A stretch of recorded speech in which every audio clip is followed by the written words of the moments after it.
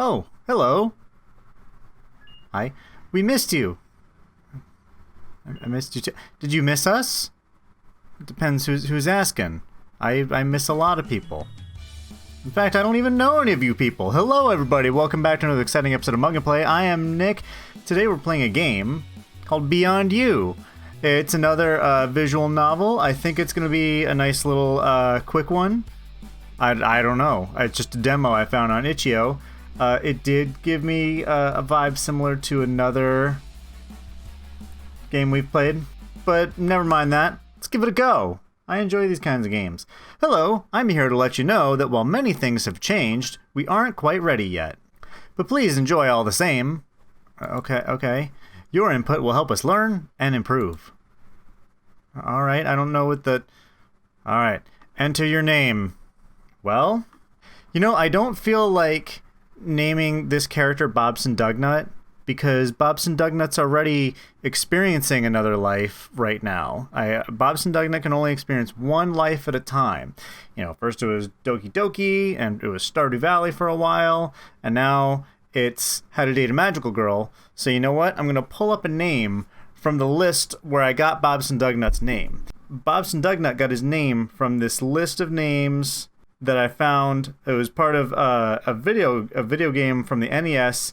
It was called Fighting Baseball for the NES, and it was basically a bunch of names that some Japanese programmer had to come up that sounded American. Sleeve McDykel, Onsen Schweemy, Daryl Archdello, Anatoly Smorin, Ray McScriff, Glenn Allen Mixon, Mario McRulane? Maybe I'm just dyslexic. I don't know. Raoul Chamgerlain, Kevin Noglny. That's probably the closest one so far to an actual name. Tony Schmerich, Bobson Dugnut, Willie Dustis, Jeremy Gride, Scott Dork, Shaun Furcott, Dean Wesky, Mike Truck, Dwight Rortogol, Tim Sandalea, Carl Dandleton, Mike Sarna. You know, and Todd Gonzalez. I like Dandleton, so let's go with Dandleton. How do I spell that? It does matter. Dandleton. My name is Dandleton. This is another character that may meet Bobson Dugnut someday. I can't believe I have to fill this student information form out every year. Name, easy. Address, sure. This is new. What are your pronouns? Well, Dandleton, the world's becoming a more tolerant and understanding place. But I'm a man's. Whose man's am I? Jury's still out on that one, but I am a man's. So we'll go with masculine pronouns. I was meant to do this form before school started. And school started in less than an hour, which still counted. I had a whole school year to think about my future and which college I'd attend. My future? It's hard to imagine what the future holds for me. I mean, I know what it holds for me. Inevitable heat death. That's what it holds for all of us, unless we act. Climate change is real. I'm top of the class for most of my subjects and could pursue almost any degree I set my eyes on. I'd even have several colleges send me letters asking if I'd considered applying to them. That's nice of them, sending you little love notes. I must seem like an egotist, as if everything revolves around me, my achievements. Well, you are making it sound that way, Dandleton. It's not like that. I found classes easier than others. I guess it's a mixture of luck and intelligence. Alright, so good rolls of the dice is what you're saying. I got my dice over here. And I rolled all single-digit numbers 5 and under. Wonderful! That sets the tone. Not to mention that it's easy to be a high achiever when you don't have many friends. Yeah. Not many close ones anyway. My only real friend was Haruka. Speaking of which, I heard her shouting from outside my room. Open up, Dandleton! I'm not your wake-up call! Do you think I'm some kind of maid? No. But I know what you were thinking. I really wasn't, but okay. Your mom told me to come see you if you were awake. Okay, I don't know why you phrased it like you're insulting me on Xbox Live. Your mom wants me to see if you're awake. You could have knocked. And you could have been waiting downstairs for me like a good friend. Ooh, shots fired, Haruka. She ain't fucking around.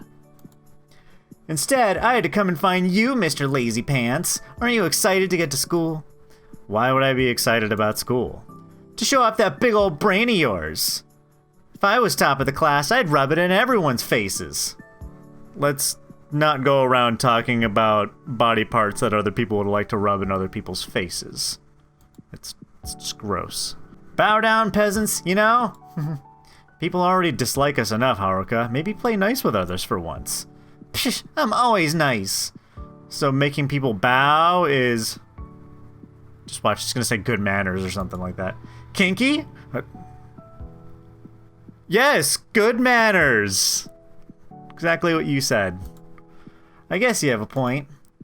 New year, new me. That's what you said last year when you tried to dye your hair blonde and ended up with a patch missing. Hey, you know that tie-dye hair look thing? It's in. I mean, I'm not one to talk. I still have some blonde left. I said no me and new classmates. You distracted me. Now we're gonna be late. And me saying we're gonna be late while standing here is making us later. And explaining that let's go. I like how it just cut her off and it's just like, let's go already. I moved towards the door, gathering Haruka as I walked. And over here. I regretted the summer I spent inside for a brief second before the sun flashed straight into my eyes. It's like, stupid bright-ass sun. You trying to pick a fight? The sun glinted off Haruka's buttons. She let me open the door and burst out of it into the sun. While she spent the summer holidays practicing for track, I've been dedicated to completing Tokidoki Koibito. Tokidoki Doki something? Video game achievements are comparable to athletic achievements, I reassure myself, even as I watch her spin on the spot yards ahead of me. Dandleton's so slow, he needs to go. Go? Go faster! But that doesn't rhyme. Amazing poetry. Hey, there are plenty of songs and poems that don't rhyme whatsoever. That song by Incubus, Wish You Were Here, does not rhyme one bit, one of their biggest songs ever. She laughed and rolled her eyes as she spun forward. Instead of going ahead, she matched my pace. I was hurrying, sure, but how do you compete with a star runner? You fucking sprint, I don't know. She wiggled her hips from side to side as she skipped backwards. Hurry up, Dandleton. No! Haruka was already ahead of me, as if eager to show off. Even at my best, Haruka was faster than me. We used to race to school together when we were kids. Not so much now, except when we're running late, so there's no other choice. I can't believe I beat you! I was hunched over beside Haruka, trying to catch my breath. Sarcasm! Isn't cute. Not everyone spends all their time running. I gasp for breath and stand up straight, even if I'm... Oh, we can choose to be taller than her, the same height, or still shorter than her. I'm going to say that I'm taller. I want to be tall boy this time. I glared down at her, but it feels mean to use my height against her. Too much studying and not enough athletics, nerd! Being smart is fine, but people want more than brains, like stamina! I mean, I guess so. It's too early for this, or you need a balance, or I'd rather be hot. I'm gonna make Dandleton a little snarky and snippety. I'm gonna go, it's too early for this. So that's permission to make jokes mid-afternoon? Good to know. There's more to a person than how fast they can run. You're saying that because you lost. We should probably get to class. We might just make it. I mean, it is important to gotta get your education on. Learn! Do it. It's good for you. Mr. Tanaka was set to be our homeroom teacher. He was apathetic to lateness. As a teacher, he tended to be hung over at the start of the year. He had a reputation that spread throughout the school because of it. We had missed homeroom, which meant we needed to track down our class on foot. We went in search of familiar faces until we passed by the science room. It was the saddest of all the classrooms, given it was limited even before transfer students had been organized. As we walked into our first class, everyone was already seated. It was an awful moment where everyone pivoted to look at us. The seating was inconsistent, with too many tables crammed into the classroom. I eyed the packed room, unsure where to sit. I could feel everyone staring at us, and then silence filled the room. But not this room. I swallowed hard, my gaze shifting to the front of the room. Mr. Saito stood at the head of the classroom in his pressed suit and thick glasses. Good of you to show up. You're only 15 minutes late. Yeah, how could it be that much? Even after running, we'd be so late. Given your disregard for punctuality, you've missed group assignment. Group assignment? Mr. Saito had made a huge deal about quitting last year, and everyone had rejoiced. Haruka had written an impolite note on his car as a parting gift.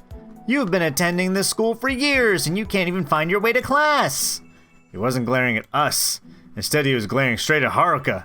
Oh, he's not mad at us, he's mad at you. It's a miracle you found your way at all, Haruka, given you couldn't even spell map, let alone use one. Hey, that's not very nice. Haruka flinches beside me while I stood still. We didn't mean to be late. And we didn't mean to have nuclear weapons revolutionize man's relationship with war, and yet here we are. That is a bit of a jump. You were late all the time. Yes, so is Hitler. Be like, okay, all right, I'll fucking show up on time. Gosh dang. I felt my mouth drop open in protest, but I didn't have a response. What do you even say to that? Exactly. See, Dandleton gets it. I didn't think being late to class is like inventing weapons. It's true. For once, you're correct. You don't think. Shit, this motherfucker fucking asking for it. I don't know why. Well, alright, just say please don't be late anymore. Gee, whizzers. As I was saying, groups have been assigned. Mr. Saito heaved a loud sigh as he settled into his speech he'd interrupted to scold us. Like, anyway, due to limited resources this time, we're required to work in groups of 4. Supplies will be limited given the additional students. Mr. Saito looked over the class, his brow furrowed as he considered the masses. And more importantly, my patience will be limited. He continued to speak, but my attention drifted. This was my fault. I'd been running behind because of the induction form. He'd yelled at Haruka as if it were all her fault when it was my fault. But he'd not even looked at me, perhaps because I was a good student? While Haruka meant well, she didn't excel in academics. There was no reason to make such an example of her. Given this is your final year, there'll be a balance of practical and theoretical work. You'll be expected to manage your progress. Your theory work will be done as homework, while the practical will be handled in class to make better use of the facilities. I shouldn't have to explain to you the reason for this. I don't want you conducting experiments outside of class. Perhaps one of you will invent a serum that will help me pronounce words correctly. I know what I said, and so do you, but still. I shot a hopeful look to Haruka, who was drawing on her notebook. I expected a dirty joke out of her, but she seemed dead to the world. I kept my mouth shut and focused on unpacking my bag. Find your groups! We'll be having a revision of safety protocols. I looked at my bag as people began to move from desk to desk. He moved away from the front of the classroom and towards Haruka and I. As have an uneven number of students in this class, you're left with... He gestured with his arm to a group of girls I'd never seen before. Oh, what a big surprise. It's a main protagonist and 4 female non-player characters. Who could have seen this coming? But we'd never had to be in groups of 4 or more before. It was normally just Haruka and I working together. Or I'd work and Haruka would goof off. But it worked for me. I was able to go at my own pace. This was awful! Yeah, I think I like that Dandleton's gonna be a different protagonist from Bobson Dugnut. I like that. It was usually us. I knew there would be extra students this year. I guess I hadn't thought about our class size. Well, why don't we sit down first? That had been the girl with pink hair. The corners of her lips kicked up into a smile. I looked at Haruka, who hadn't spoken. She usually giggled and passed notes during class, even when the teacher spoke. Now, she looked miserable. Well, Mr. Saito suggested we join our groups. I believe that means you two. I gotta give her like a Laura Schmidt voice, I'm thinking. Haruka remained seated, her legs crossed under the desk and her chin in her hands. I suppose so. I'm Dandleton. The The pink-haired girl perked, embarrassed she'd not introduced herself sooner. I'm Aiko. It's a pleasure to meet you. We're all from Minami School, as you're aware. My friends are... Kata, that's me, hi. While Aiko was around the same height as most of the girls in the class, she towered over this girl. Her frame was slight, her confidence was enviable. She was the shortest in the class, easily, yet commanded attention. And that's Yumi, she's part of our group too. Yumi sent a peace sign towards me, a slouched posture and a lazy smirk on her. She remained quiet as she seemed distracted by something outside the window. Who's your friend? Didn't he tell you who you'd be with? He, did, but I wanted to ask what you'd like to be called. Rather than assume your name matched the class roll. Why wouldn't it match? Aiko visibly fidgeted, her lips pursed together. I was being polite. Then why not just ask me what my name is? Why is everyone fighting already? Why ask Dandleton? You seemed as if you wanted to be left alone. So talking about me like I'm not here is... I didn't want to... I'm Haruka! Okay. I mean, I know Dandleton's gonna be kind of a more crabby, main character, but... Why is everyone fighting already? Monica, is that you? That went super awesome. Sorry, wrong voice. It's like, that went super awesome. Jeez. I'm sorry about her. She's just anxious. She's not usually so... Words fail me, as Haruka had snapped. I should have asked her directly. I was rude. Nah, you weren't rude. You could have been like, what the fuck is up, Con? What was that? Editor Nick, put that back on the screen and I'll just pretend to be surprised. I'll be surprised when I'm editing it. Editor Nick, is it surprising? That's what I thought. Kana! We're at school. I can't think of any good school ones. You know what I meant. She looked at Mr. Saito, who had moved to the practical side of the classroom. He seemed enamored with a brightly colored stack of papers. Oh, swearing? Yes, that. Why the fudge is this tiny little girl swearing? I don't know, but I think we need to find out next time on MugAndPlay. So thank you so much for hanging out with me. And if you want to hang out with me some more, you can check me out on Twitch at twitch.tv/MugAndPlay, where I play games live. But this is an interesting start to yet another visual novel. So here's to hoping that this one doesn't go full Doki, and if it does, then it just gets it over with quickly. But thanks so much. I love you all. I'll see you next time. Bye-bye, everybody.